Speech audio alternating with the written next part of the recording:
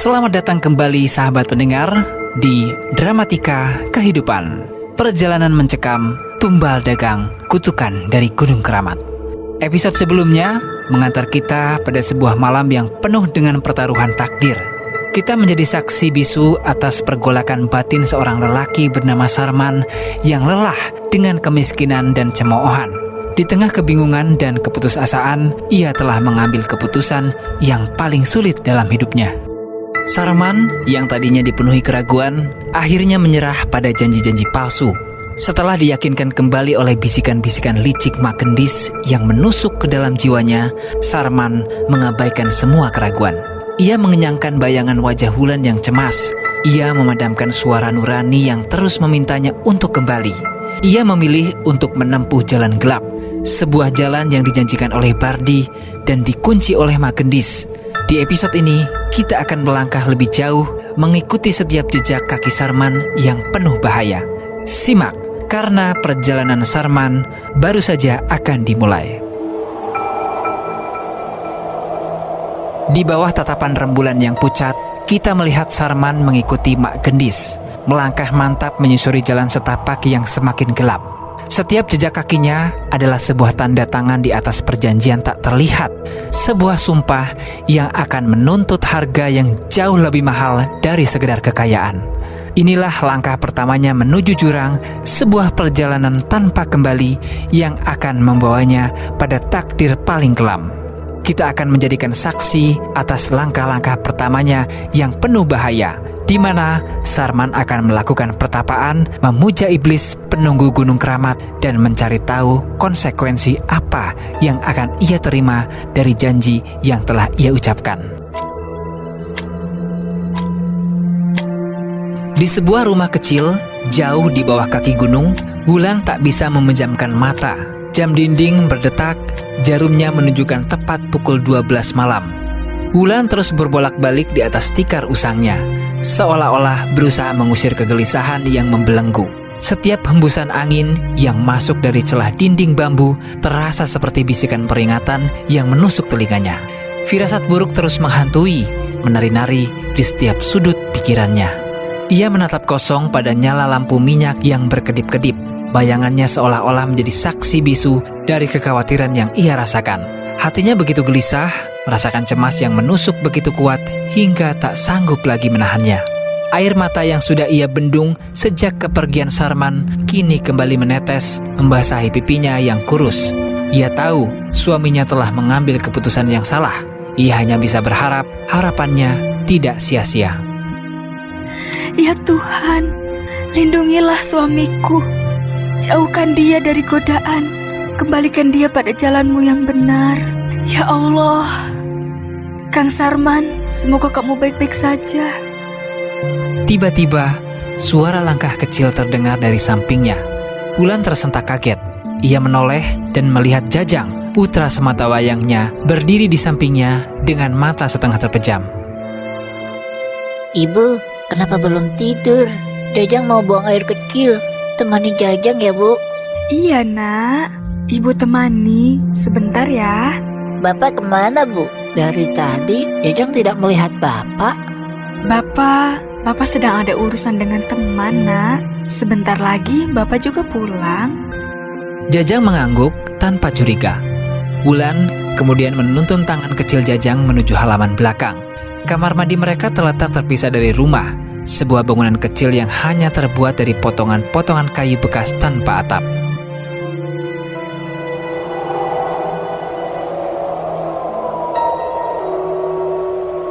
Sementara itu, jauh di puncak gunung, Sarman dan Mak Gendis telah tiba di depan mulut gua. Hawa dingin yang menusuk dari dalam gua seolah menyambut kedatangan mereka. Di hadapan mereka berdiri sebuah mulut gua yang gelap, tersembunyi di balik semak-semak lebat dan pohon beringin tua yang akarnya menjuntai ke tanah seperti tirai. Mulut gua itu tampak seperti lubang hitam yang menganga, dikelilingi oleh bebatuan besar yang ditumbuhi lumut tebal.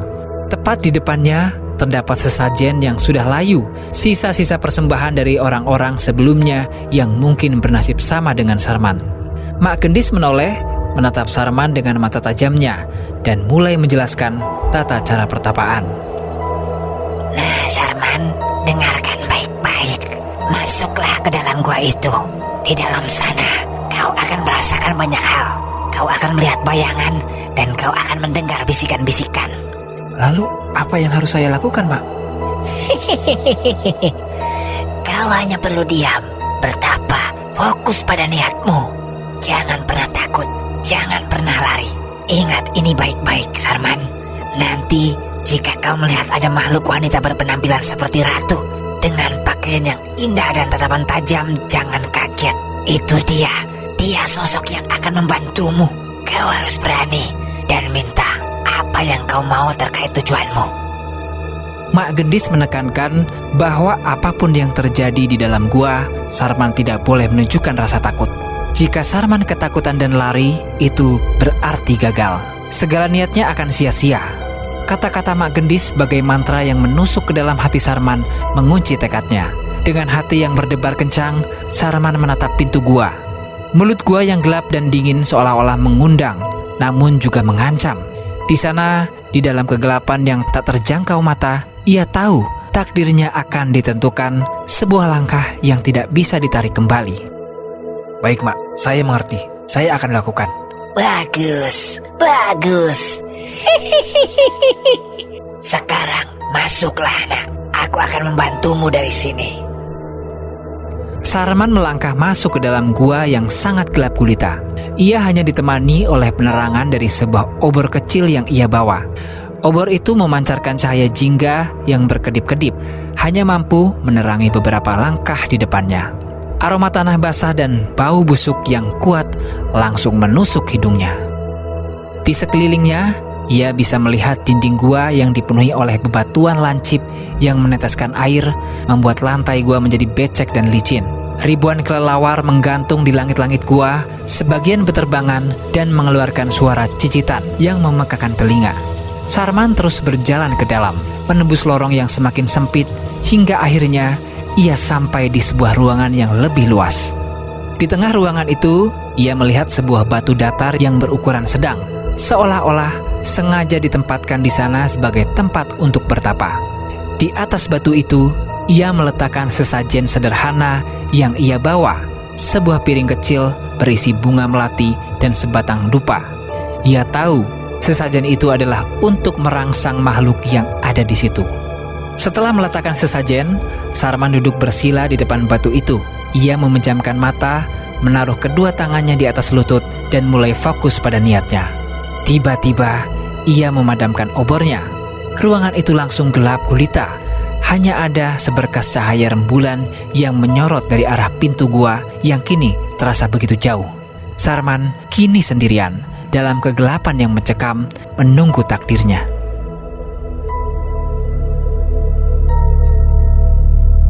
Sarman terus duduk dalam kegelapan yang pekat.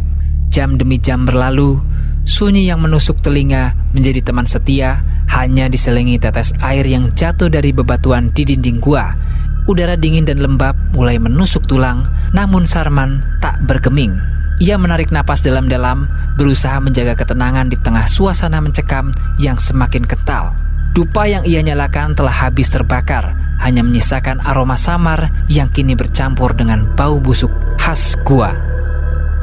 Tiba-tiba, dari sudut gelap di seberang ruangan, muncullah sosok kecil. Ia bertelanjang dada, kulitnya pucat kehijauan dan matanya merah menyala bagai bara api.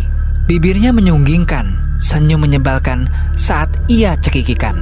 Suaranya melengking tajam memantul di dinding gua. Sosok itu mulai berlari mengelilingi Sarman. Gerakannya sangat lincah, seolah tak menyentuh lantai yang becek. Terkadang ia sengaja menyenggol bahu Sarman, terkadang meniupkan napas dingin di telinganya. Sarman memejamkan mata lebih erat, menahan gejolak di dadanya. Ia terus mengulangi dalam hati, ini hanya ujian, jangan terpancing, fokus pada niatmu. Ia mengabaikan gangguan itu, menjadikan suara cekikikan itu sebagai latar belakang dari konsentrasinya. Sarman terus duduk dalam ketenangan yang rapuh setelah gangguan pertama. Beberapa menit berlalu, ketegangan udara kembali menguat. Ketenangan yang ia rasakan hanyalah jeda sebelum ujian berikutnya. Hening yang semula mencekam, kini terasa semakin menekan, seolah mempersiapkan kedatangan sesuatu yang lebih mengerikan. Tiba-tiba, kegelapan di depannya seolah memadat, berputar dan membentuk siluet seorang perempuan. Rambutnya panjang, hitam, dan acak-acakan menutupi sebagian wajahnya. Sosok itu perlahan mendekat, melayang tanpa menyentuh tanah. Wajahnya pucat pasih seperti mayat, dan ekspresinya terdistorsi oleh seringai mengerikan yang memperlihatkan giginya. Matanya melotot tajam, seolah ingin menembus pandangan Sarman, dan dari bibirnya keluar suara cekikikan melengking yang memekakan telinga. Sarman mengenali sosok itu, kuntilanak. Ia merasakan bulu kuduknya berdiri, merinding dari leher hingga ujung kaki. Keringat dingin mulai membasahi pelipisnya. Mengalir turun ke dagu. Ketakutannya merayap, menjalar ke seluruh tubuhnya, mengancam untuk meruntuhkan tekadnya. Namun, ia mencengkeram lututnya lebih erat, menguatkan dirinya. Ini hanya ujian, aku harus kuat. Batinnya berulang kali, suaranya di dalam hati bergetar namun penuh keyakinan. Ia kembali memejamkan mata, berusaha mempertahankan fokusnya, menolak untuk melihat atau mendengar gangguan yang di hadapannya. Ia tahu, jika ia menyerah pada ketakutan, semua yang sudah ia lalui akan sia-sia.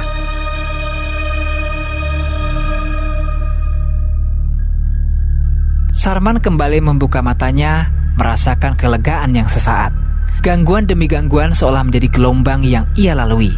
Namun, ketenangan itu tak berlangsung lama. Tiba-tiba, suara cicitan kelelawar dan tetesan air yang sebelumnya menjadi satu-satunya pengisi kesunyian berhenti secara serempak. Hening yang mutlak dan menegangkan menyelimuti seluruh isi gua terasa lebih menakutkan dari suara apapun. Udara dingin yang semula hanya menusuk, kini terasa berat dan menyesakan. Dari balik sebuah batu besar di hadapannya, muncul sebuah siluet hitam yang perlahan membesar, menjulang tinggi hingga hampir menyentuh langit-langit gua. Sosok itu sangat gelap, ditutupi bulu-bulu tebal dan kasar yang tampak seperti duri-duri panjang yang mencuat keluar. Dari kegelapan wajahnya, sepasang mata menyala merah bagai api neraka, menatap Sarman dengan tatapan penuh kebencian. Dari tenggorokannya keluar raungan berat dan serak yang mengguncang dinding-dinding gua, membuat bebatuan kecil berjatuhan.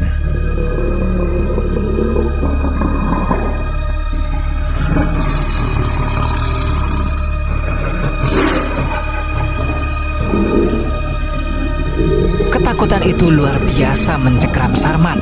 Badannya terasa lemas, seluruh sendi-sendinya seolah tak mampu digerakkan. Seluruh rambut di tubuhnya merinding. Ini yang paling berat, bisik hatinya, suaranya nyaris tak terdengar. Aku harus pulang. Aku tidak sanggup. Pikirannya kacau. Ingin rasanya ia bangkit dan lari sekuat tenaga. Namun, di tengah keputusasaannya, ia mengingat kembali tujuan utamanya datang ke tempat terkutuk ini. Tidak, aku harus kuat. Aku sudah di sini. Aku tidak boleh menyerah. Tekad yang membara itu seolah memberinya kekuatan supranatural, membuat tubuhnya yang semula gemetar kini kembali tegar. Ia memejamkan mata, memusatkan kembali seluruh pikirannya, menolak untuk tunduk pada ketakutan yang mengancam dirinya. Setelah sosok mengerikan itu lenyap, ketenangan akhirnya datang. Seketika, bekson cicitan kelelawar dan gemericik air kembali terdengar, memenuhi gua dengan nuansa yang lebih damai. Kali ini, kegelapan di depan Sarman tidak lagi terasa menakutkan, melainkan perlahan berubah menjadi cahaya keemasan yang lembut dan hangat. Dari dalam cahaya itu, muncullah sosok seorang perempuan yang sangat anggun. Ia mengenakan kemben dari kain sutra berwarna emas yang dihiasi benang-benang perak. Mahkota kecil bertahtakan batu permata melingkari sanggulnya, dan selendang tipis berwarna merah menyala meliliti bahunya. Sarman membuka matanya, terpesona oleh kecantikan dan cahaya yang memancar dari sosok di hadapannya. Di dalam hatinya, sebuah bisikan muncul. Apakah ini sosok ratu yang aku tunggu dan yang Mak Gendis bilang? Benar, Sarman. aku mendengar hatimu. Sarman terkejut, hatinya berdebar tak karuan. Ia tidak menyangka bisikan hatinya bisa terdengar. Ratu, maafkan kelancangan hamba. Tidak ada kelancangan, anak muda. Aku tahu niatmu. Mak Gendis telah mengirimkanmu padaku, dan aku telah menguji kesungguhanmu. Kamu telah membuktikan bahwa dirimu layak. Maksud Ratu? Ketiga sosok yang kamu temui adalah penjagaku. Mereka menguji ketakutan dan keteguhan hatimu. Kamu berhasil melewatinya. Sekarang, apa yang kamu inginkan dariku? Sarman mengangkat kepalanya, menatap lurus ke arah sang ratu. Matanya menunjukkan secercah harapan yang membuncah setelah melewati serangkaian ujian yang mengerikan. Dengan suara yang kini lebih mantap, ia mulai menjelaskan tujuan kedatangannya. Saya datang ke sini karena saya ingin mendapatkan restu ratu untuk usaha saya. Saya ingin dagangan saya laris manis, bisa memiliki banyak harta, dan tidak lagi merasakan kesulitan. Sang ratu mendengarkan dengan seksama, senyumnya tidak pudar. Setelah Sarman selesai berbicara, ia terdiam sejenak, seolah menimbang-nimbang setiap kata yang diucapkan Sarman. Sarman, aku bisa mengabulkan permintaanmu. Aku bisa membuat usahamu lancar dan daganganmu laku keras. Aku akan membuatmu menjadi kaya raya. Mata Sarman berbinar-binar penuh harapan, namun sang ratu melanjutkan kalimatnya dengan nada yang lebih serius. Tetapi ada satu syarat yang harus kau penuhi. Suatu saat, aku akan mengambil sesuatu yang sangat kamu sayangi. Sarman terdiam, dahinya mengerenyit. Dalam hatinya ia bertanya-tanya, sesuatu yang aku sayangi, apa ya? Pikirannya mencoba menebak-nebak.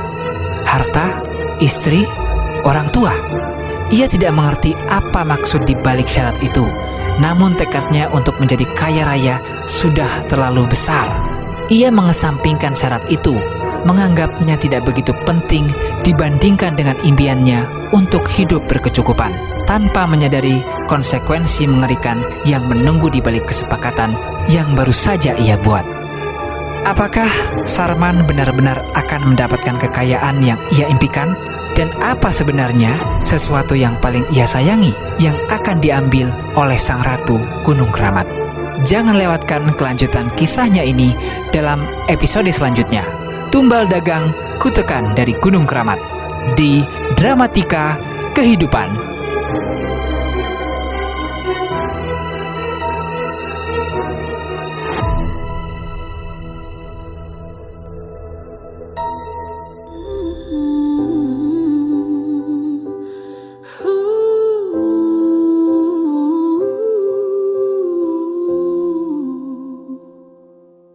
Dalam sunyi ku dengar rindu, dalam gelap ku cari arah. Langkah tertatih, hati pun rapuh, namun mimpi tak pernah menyerah.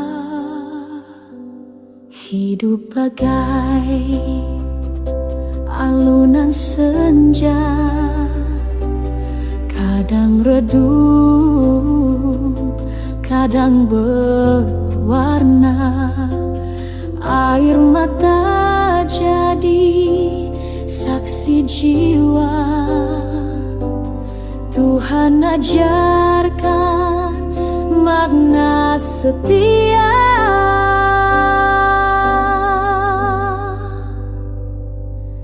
Dari luka menjadi cahaya,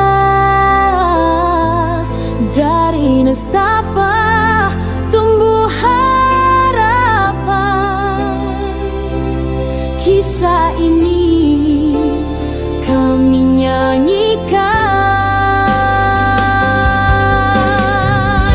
Setiap luka ukirkan cerita. Setiap tawa